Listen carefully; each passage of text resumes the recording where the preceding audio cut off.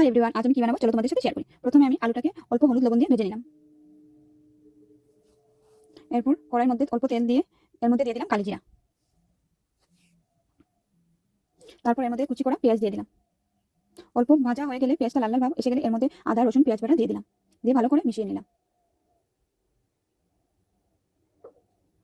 তারপর এর মধ্যে অল্প জিরার গুঁড়া, অল্প পরিমাণে লঙ্কার গুঁড়া, তারপর হলুদের গুঁড়া দিয়ে অল্প জল ঢেলে এটাকে ভালো করে মিশিয়ে নিব।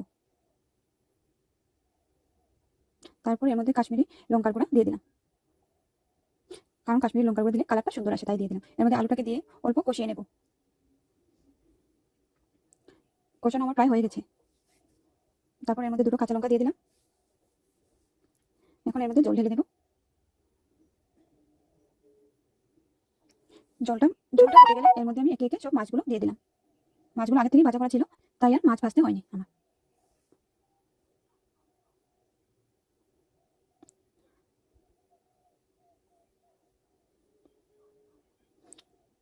তার মধ্যে অল্প চিংড়ি মাছ দিয়ে দিলাম।